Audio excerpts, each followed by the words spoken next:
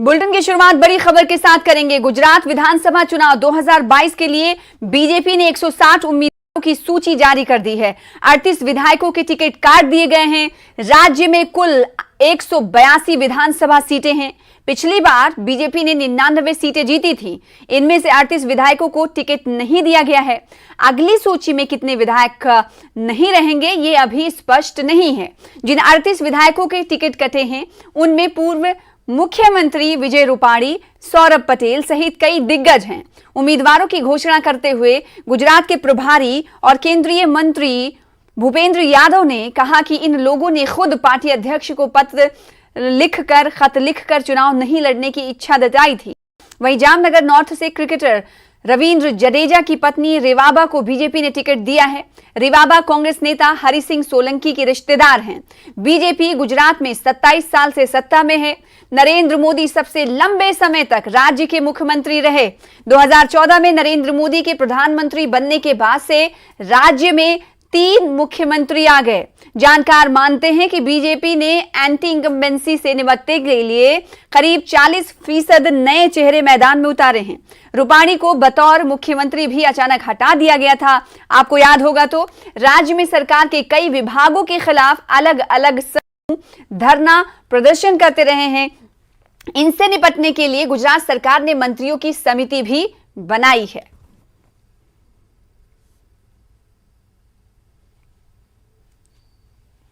सपा नेता आजम खान को session court से भी राहत नहीं मिली। हेट स्पीच मामले में उनकी 3 साल की सजा भी बरकरार रही और उनकी विधानसभा की सदस्यता भी रद्द की मानी गई।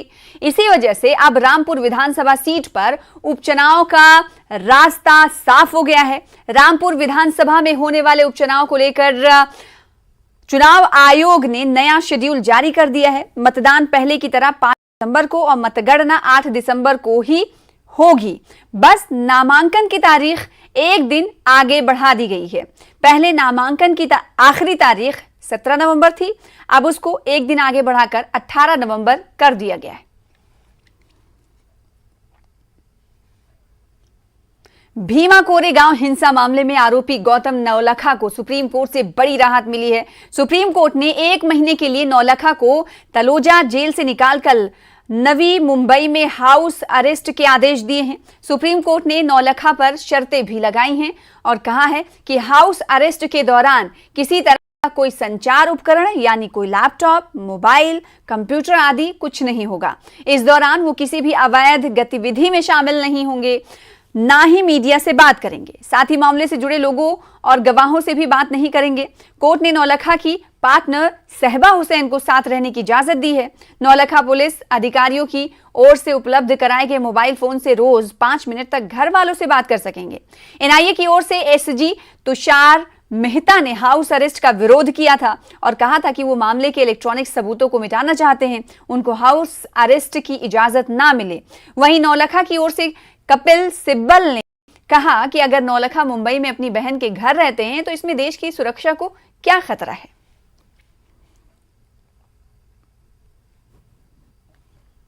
और अब बात प्रदूषण की। दिल्ली एनसीआर में प्रदूषण से जुड़ी याचिका को तुरंत सुनवाई के लिए लगाने से सुप्रीम कोर्ट ने मना कर दिया है। पहले कोर्ट ने 10 नवंबर को सुनवाई की बात कही थी, लेकिन आज चीफ जस्टिस चंद्रचूड़ ने याचिकाकर्ता से कहा कि आप पराली जलाने पर रोक चाहते हैं, लेकिन क्या हम हर किसान को इसका आदेश दे सकते हैं? कुछ चीजें कोर्ट कर सकता है और कुछ नहीं। हम नहीं समझते कि इस मामले को तुरंत सुनने की जरूरत है। नवंबर को वकील शशांक शेखर झा ने दिल्ली एनसीआर में भयंकर वायु प्रदूषण का मामला तत्कालीन चीफ जस्टिस उदय उमेश ललित यानी यूयू ललित के सामने रखा था। उन्होंने कोर्ट को बताया था कि AQI 500 के स्तर पर पहुंच गया है। लोगों के जीवन के अधिकार की रक्षा के लिए कोर्ट को दखल देना चाहिए। इस पर चीफ जस्टिस यूयू ललित ने 10 नवंबर को मामला सुनवाई के लिए लगाने की बात कही थी। आज मामला सुनवाई के लिए ना लगने पर वकील शशांक शेखर झा मौजूदा चीफ जस्टिस DY चंद्रचूड़ के पास पहुंचे।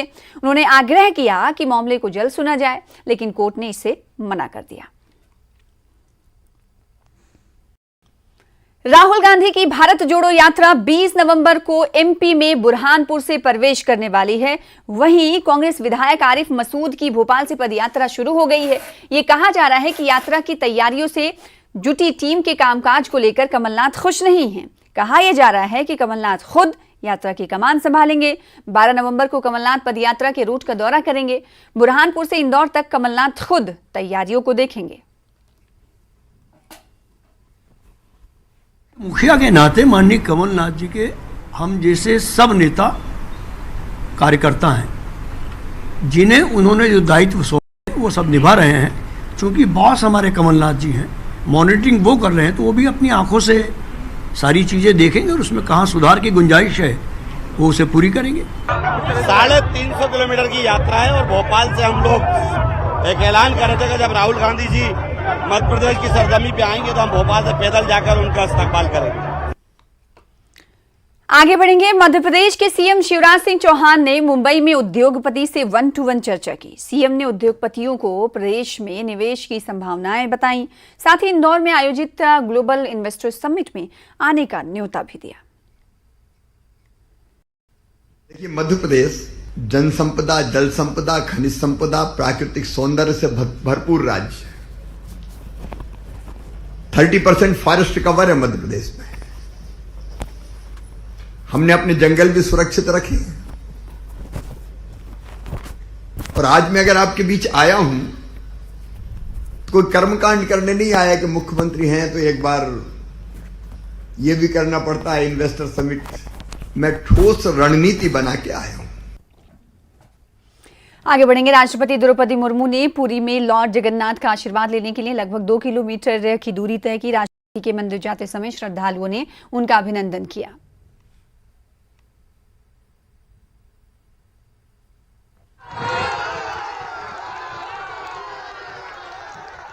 पुरी से ये तस्वीरें हैं जहां पर राष्ट्रपति ने पुरी में आशीर्वाद लेने के लिए 2 किलोमीटर की दूरी तय की।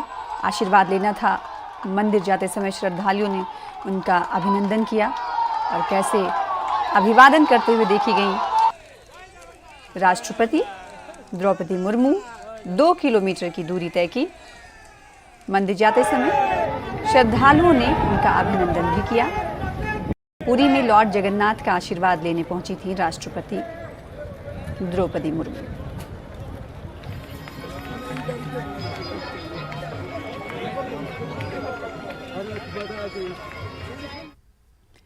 वैशाली में जेडीयू संसदीय बोर्ड के अध्यक्ष उपेंद्र कुशवाहा ने कहा कि बिहार में शराबबंदी सफल नहीं है, लेकिन इससे लोगों को बहुत फायदा हुआ है। साल 2016 में बिहार में शराबबंदी लागू हुई, उसके बाद से ही विपक्ष आरोप लगाता रहा है कि शराबबंदी फेल हो गई है, लेकिन बिहार के मुख्यमंत्री नीतीश कुमार शराबबंदी का गुणगान करते रहे हैं। लेकिन अब तो जेडीयू संसदीय बोर्ड के राष्ट्रीय अध्यक्ष उपेंद्र कुशवाहा ने भी ये मान लिया है कि शराबबंदी फेल है। उपेंद्र कुशवाहा के बयान के बाद शराबबंदी पर सियासी बयानबाजी तेज हो गई है। कांग्रेस के नेताओं का कहना है कि पुलिस की वजह से सरकार का एक अच्छा फैसला सवालों में है, जबकि बीजेपी नेताओं का कहना है कि वो तो पहले से ही शराबबंदी को फेल बताते रहे हैं। शराबबंदी सफल है, आपको नहीं दिखाई दे रहा है। शराबबंदी सफल, जब तक जनता नहीं चाहेगी तो शराबबंदी सफल होगी। सरकार के सिर्फ करने से शराबबंदी कभी सफल हो सकता है। सीधे हम लोग कह देंगे एकदम सफल हो गए, सफल नहीं है, लेकिन इससे समाज को फायदा बहुत हुआ है। जितना सफल हो उतना और फायदा होगा और समाज के लोगों को आगे आना चाहिए। जो सरकार के स्तर से उन माफियाओं को पकड़ने की मुहिम चल रही है, उसमें आम जनों के सहयोग की भी जरूरत है। हाँ, ये सच्चाई है कि बिहार पुलिस की वजह से सरकार की एक अच्छी नीयत सफल नहीं हो पाई। ये सच्चाई है, इसे स्वीकार करना पड़ेगा। सच बोल रहे उपेंद्र कुशवाहा, तो ऐसा न कि जदयू उनके ऊपर कोई कार्रवाई कर दे। सच वालों के लिए महागठबंधन में जगह नहीं होती है। बिहार के भागलपुर के नौगछिया में एक स्कूल में मिड डे मील खाने से अधिक बच्चे बीमार हो गए। बच्चों का कहना है कि खाने में छिपकली गिर गई थी। बच्चों ने बताया कि जैसे ही उन लोगों ने मिड डे मील ग्रहण किया, उन्हें उल्टी होने लगी। सभी बच्चों के नौगछिया अनुमंडलीय अस्पताल में सभी बच्चों को भर्ती करा दिया गया है। सभी बच्चे खतरे से बाहर बताए जा रहे हैं। को थोड़े देर पहले मालूम पड़ा है कि मध्याह्न भोजन खाने से मददपुर के कुछ बच्चों की तबीयत खराब हो गई थी। तो हमारा और एसडीओ साहब दोनों का ये हुआ, दोनों आदमी हॉस्पिटल में हैं, एसडीओ साहब भी हैं, हम लोग भी हैं। तो यहाँ जो भी अरेंजमेंट हो सकता है सब किया गया है। हम लोग भी घूम फिर के देखे हैं, ज़्यादातर बच्चे स्वस्थ हैं, लेकिन एहतियात के तौर पर सबको अभी चेकअप में रखा गया है। साहब उसका देख रहे हैं। डेंगू मच्छर के लार्वा को खत्म करने की स्वास्थ्य विभाग की मुहिम के बावजूद उत्तर प्रदेश के मेरठ में डेंगू मरीजों की तादाद में मुसलसल इजाफा हो रहा है। नए मरीजों में डेंगू की पुष्टि के बाद पिछले कुछ दिनों में अब तक जिले में मरीजों की संख्या 120 से ज्यादा हो चुकी है। स्वास्थ्य विभाग के अफसरों का दावा है कि डेंगू की रोकथाम के लिए जरूरी कदम उठाए जा रहे हैं, साथ ही लोगों से भी बचाव के उपाय करने की अपील की जा रही है। चाहूँगा कि डेंगू के आज तक हमारे यहाँ कुल मिला के 124 केसेस आए हैं मेरठ के, और उसके अंदर से 22 एक्टिव हैं जैसे, और 8 जो पेशेंट्स हैं वो फैसिलिटी में एडमिटेड हैं तथा 14 पेशेंट्स हैं जो घर में रिकवर कर रहे हैं। 102 लोग हैं जो कि रिकवर कर गए हैं। ये कब से कब तक? ये पिछले महीने का अक्टूबर से अभी तक का नवंबर तक का आंकड़ा है। तो मैं आप लोगों के माध्यम से यही कहना चाहूँगा कि मच्छरों से बचें। आप लोग अगर किसी तरह का बुखार आता है और आपको लगता है, थोड़ी सी भी आपको संशय है, तो आप बगल के सरकारी अस्पताल में जाके जांच कराएं और दवाई लें। किसी तरह की लापरवाही बिल्कुल ना करें, और मॉस्किटो रिपेलेंट लगाएं। घर के अंदर पानी का जो भी फ्रेश वाटर का सोर्स है उसको हटा दें। जैसे रेफ्रिजरेटर के पीछे एक डिब्बा होता है जिसके अंदर पानी भरा जाता है, बहुत घर के अंदर पॉट्स होते हैं, फ्लावर पॉट्स होते हैं, उसके अंदर भरा जाता है। टायर वगैरह होते हैं बाहर नाली के अंदर, अगर कोई प्रॉब्लम है तो आप अपने यहाँ के सभासद से या अपने ग्राम पंचायत के उनसे, मतलब जो भी ऑफिसर्स हैं, कह के फॉगिंग भी करा सकते हैं। हमारा भी जो भी जहाँ हमारे यहाँ जो कोविड का इसका डेंगू का पेशेंट निकलता है, हमारे द्वारा हर पेशेंट के घर पे और अड़ोस पड़ोस के अंदर लगातार एक्टिविटी कराई जा रही है, जिससे कि डेंगू शहर में, आप लोगों के शहर में। के बाद एक बार फिर से आपका स्वागत करते हैं। गाजियाबाद में एक पति ने पत्नी की हत्या कर दी। हत्या करने के बाद पति सद्दाम एसएसपी ऑफिस पहुंच गया और कहा कि मैंने एक सुनसान इलाके में अपनी पत्नी की हत्या करके शव को फेंक दिया है। एसएसपी ऑफिस में ये बात सुनकर सब दंग रह गए। ट्रानिका सिटी क्षेत्र की खुशहाल पार्क कॉलोनी का रहने वाला आरोपी सद्दाम, पुलिस ने आरोपी को हिरासत में ले लिया है। आज दिन में एसएसपी ऑफिस में शिकायत प्रकोष्ठ में आकर एक व्यक्ति जिसका नाम सद्दाम है, 32 वर्ष उसकी उम्र है, थाना ट्रोनिका सिटी क्षेत्र का रहने वाला है, उसके द्वारा ये सूचना दी गई कि उसने अपनी पत्नी जिसकी उम्र 28 वर्ष है, उसको किसी भारी वस्तु से उसके सिर पे वार करके उसकी हत्या कर दी है और उसका शव एक स्थान पर थाना क्षेत्र में ही डाल दिया है। उस बात को वेरीफाई करते हुए थाना ट्रोनिका सिटी पुलिस ने उसकी पत्नी के शव को बरामद कर लिया है और उस व्यक्ति को भी हिरासत में ले लिया गया है। अब इसमें एग्जैक्ट कारणों की इसमें जांच की जा रही है कि किन किन कारणों से उसने ये कृत्य किया, एवं इसके अलावा और कोई अन्य व्यक्ति भी इस कृत्य में उसके साथ शामिल रहा है, इसकी भी हम गहनता से पड़ताल करेंगे और बाकी मुकदमा पंजीकृत करके हम कठोर कार्रवाई जो भी दोषी होगा उसके विरुद्ध। सांबा पुलिस द्वारा नशे के तस्करों के खिलाफ कार्रवाई की जा रही है। आज सांबा पुलिस ने जम्मू पठानकोट राष्ट्रीय राजमार्ग सांबा के राया मोड़ में एक नाके के लगभग 98 किलो भुक्की जैसे नशीली पदार्थ को बरामद किया और एक व्यक्ति को हिरासत में लिया। सांबा पुलिस ने एक बार फिर नशे की तस्करी के प्रयास को विफल कर दिया है। एसपी सांबा सुरेंद्र चौधरी ने कहा कि पुलिस ने मामला दर्ज कर कार्रवाई शुरू कर दी है। देखो, जैसे हम जिला पुलिस सांबा ने हमने ये ठाना हुआ कि सांबा जिले को हमने नशा मुक्त करना है। इस सिलसिला में हमारे जितने भी सीनियर अफसर हैं, इवन हमारे एसएसपी साहब हैं, उनके भी यही दिशा निर्देश रहते हैं कि नकेल कसो और नशा करने वालों को पकड़ो उनको। तो ये जो हमारी रिंग रोड है जो बिश्नाह से नेशनल हाईवे की तरफ मुड़ती है, इस रोड पे हमें काफ़ी दिनों से इन्फॉर्मेशन आ रही थी कि जहाँ पे जो नशा तस्कर हैं वो अपने पाँव पसारते जा रहे हैं। तो हमने पिछले कुछ दिनों से जहाँ पे अपने सिविल बंदे सादी यूनिफॉर्म में भी रखे हुए थे ताकि हर आने जाने वाले पर नज़र रखी जा सके। इसी सिलसिला में आज भी हमने जहाँ पे मैंने और हमारी बीजेपुर पुलिस की टीम ने एसएचओ ने यहाँ पे नाका लगाया हुआ था। तो नाके के दौरान हमने देखा कि एक बोलेरो लोड कैरियर रोड की एक साइड पे खड़ी है और हमें लगा कि ये सस्पिशियस मूवमेंट में के तहत ही जहाँ पे खड़ी है। इसके साथ एक और भी आदमी था। हम जैसे ही वहाँ पे गए, एक लड़के को हमने मौके पे दबोच लिया, हालांकि दूसरा भागने में कामयाब हो गया। जब हमने बोलेरो लोड कैरियर को पकड़ के चेक करना शुरू किया तो हम हैरान हो गए कि इन्होंने लोड कैरियर की जो बॉडी होती है उस बॉडी में एक कैबिन बनाया हुआ था। उस ढक्कन को जैसे ही हमने उठाया तो नीचे से हमें लगभग 1 क्विंटल बुकी जो है बरामद हुई है। अभी तक हमने एक आदमी को गिरफ्तार किया, उसको आइडेंटिफाई भी कर लिया हुआ है। इसका नाम शहनवाज है, ये बुदल खवास का रहने वाला है, राजौरी साइड का। देखो अभी तो ये बिश्नाह से बाया रिंग रोड नेशनल हाईवे की तरफ आ रहा था। अब जब हम इनसे जैसे जैसे इंटरोगेशन करेंगे हमें पता चलेगा ये किसको बेचने जा रहा था और इसने ये माल जो है कहाँ से खरीद के लाया था। जम्मू कश्मीर केंद्र शासित प्रदेश के commissioner secretary forester ecology and environment Sanjeev Verma Poonch के दौरे पर आए, जहां उन्होंने जिला प्रशासनिक अधिकारियों और वरिष्ठ अधिकारियों के साथ मुलाकात कर कई प्रकार की बैठकों का आयोजन किया और साथ ही जिले में चल रहे विशेष समरी रिवीजन और नए मतदाताओं के जुड़ जाने की समीक्षा की। इस अवसर पर उन्होंने मीडिया से बात करते हुए इस बात पर संतुष्टि जताई कि उन्होंने नए मतदाताओं को भारी तादाद में जोड़ा है, जो कि एक अच्छा संकेत है। बहुत सारे मकसद थे। एक तो जो यहाँ की अभी summary revision, special summary revision चल रही है, उसका एज ए रोल ऑब्जर्वर मुआयना करना था और बड़े अच्छे तरीके से काम। और खासकर जो हमारे यंग वोटर्स हैं उनका भारी तादाद में इंक्लूजन हुई है। जो एलिजिबल वोटर्स थे, यहाँ की टीम ने बहुत बढ़िया काम किया है। इसके साथ साथ महकमा जंगलात के जो टेरिटोरियल सोशल फॉरेस्ट्री और सॉइल कंजर्वेशन के और वाइल्ड लाइफ के जो ऑफिसर्स हैं उनके साथ रिव्यू किया गया। पिछले चंद सालों में पुंछ में एक बढ़िया काम हुआ है। इंक्रोचमेंट में भी जो है यहाँ की जो टीम है बढ़िया तरीके से काम कर रही है और लोगों ने भी सहयोग किया है। उन एरियाज को दोबारा से हरा भरा किया जाएगा, उसमें प्लांटेशन की जा रही है। और जो दूसरे हमारे ऐसे डिग्रेडेड एरियाज हैं जहाँ पे वेजिटेशन या जंगल लुप्त हो गए, उनको दोबारा से रिहेबिलिटेट किया जा रहा है, जिसके लिए यहाँ की टीम भरसक प्रयास कर रही है।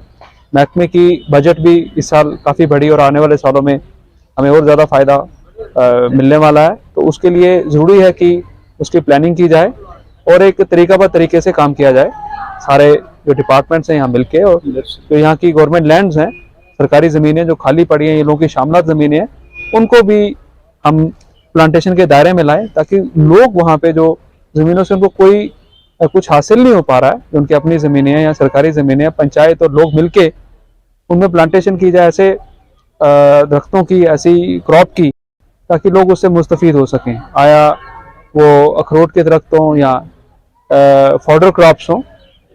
तो यहाँ की आवाम को और जो यहाँ की इकोनॉमी है, मैं समझता हूँ यहाँ की जो डेयरी इकोनॉमी मशहूर रही है और बहुत कंट्रीब्यूशन है पुंछ का। हिमाचल में चुनाव प्रचार का आज आखिरी दिन था। शाम 5 बजे प्रचार का शोर थम गया, जिसके बाद अब मतदान तक रैली और जनसभाओं पर हिमाचल में रोक रहेगी। मीडिया के जरिए भी चुनाव प्रचार पर रोक रहेगी। इसके अलावा स्टार प्रचारकों के प्रेस कॉन्फ्रेंस और इंटरव्यू पर भी मतदान तक रोक लगा रहेगा।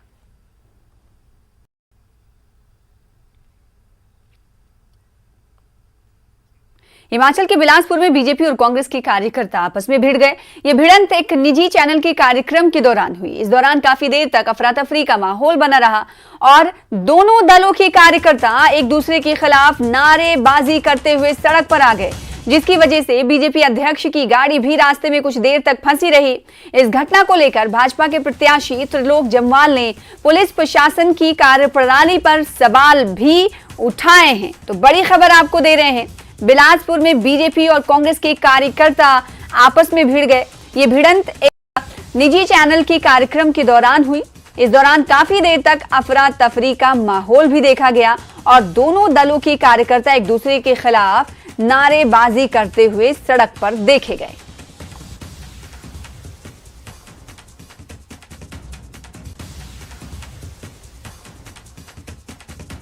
लगभग 15 मिनट राष्ट्रीय अध्यक्ष को अपने गृह क्षेत्र में अपनी गाड़ी में बैठे रहना पड़ा। जब बाहर निकले तो उन लोगों ने कौन कैसे कैसे नारे लगाए और वहां गुंडागर्दी का ये आलम था जिसके लिए वो जाने जाते हैं कि गुंडागर्दी का नंगा नाच बिलासपुर के उस दिन हरलोग में हुआ। इतना ही नहीं, आज जब हमारी पार्टी चुनाव प्रचार आगे बढ़ते बढ़ते आज जब हमने अपना सुबह से कुठेड़ा से रोड शो शुरू किया। जब वो रोड शो वहां से चला तो इन्होंने पहले बीच में भी अटेम्प्ट, लेकिन बीच में इनकी बात नहीं बन पाई। जब हमारा पूरा काफिला पूरा शहर का राउंड करके हमने अपनी meeting model code of conduct की वजह से समय रहते पूरी की, जब हमारे कार्यकर्ता एक डिबेट में आ रहे थे, उन्हें चिट्टे के ऊपर पूछने से, देख चिट्टे के ऊपर पूछने से इतना भड़कना कि कार्यकर्ताओं पर, और जब हमला हुआ उसके बाद पहले चोरी, ऊपर से सीना चोरी। ये देवभूमि है, ये वीर भूमि है, इसमें गुंडागर्दी के लिए कोई स्थान नहीं है। मैं इसमें पुलिस प्रशासन पे भी प्रश्न उठाना चाहता हूं।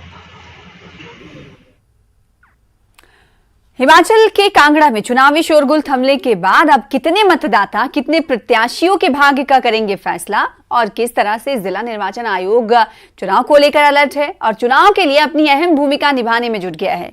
कांगड़ा से बता रहे हैं हमारे सहयोगी विचित्र शर्मा।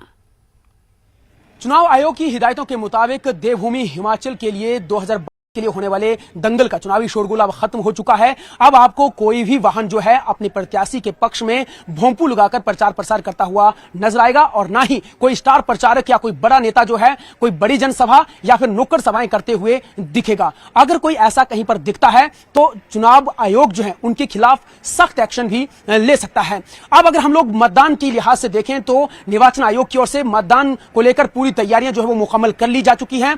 हम इस वक्त जो है वो हिमाचल प्रदेश के सबसे बड़े जनपद कांगड़ा में मौजूद हैं, और कांगड़ा को सियासी राजधानी भी कहा जाता है, और सबसे ज्यादा विधानसभा क्षेत्र यहां पर हैं। 15 विधानसभा क्षेत्र का सबसे बड़ा जनपद होने के नाते यहाँ पर जो वोटर्स हैं उनकी संख्या भी बहुत ज्यादा है। यहाँ पर 13,34,542 मतदाता हैं, जो कि 91 प्रत्याशियों के भाग्य का फैसला जो है वो 12 नवंबर को यहाँ पर करने वाले हैं। और इसके लिए बाकायदा निर्वाचन आयोग की ओर से, विभाग की ओर से जो है वो पूरी तैयारियां की गई हैं, और पूरे कांगड़ा में 1,625 मतदान केंद्र बनाए गए हैं। उन केंद्रों में से 143 जो है वो शहरी क्षेत्रों में बनाए गए हैं, और 1,482 मतदान केंद्र जो है वो गांव में बनाए गए हैं। अगर हम लोग वोटर्स की लिहाज से देखें तो जिस तरह से मैंने पहले ही कहा है कि 13,34,542 वोटर्स हैं, उसमें से 6,53,661 जो है वो महिलाएं हैं, 6,80,881 जो हैं वो पुरुष वोटर्स हैं। और इसके साथ साथ हम लोग देखते हैं जो सर्विस वोटर्स की संख्या है जिला कांगड़ा में वो 21,768 हैं,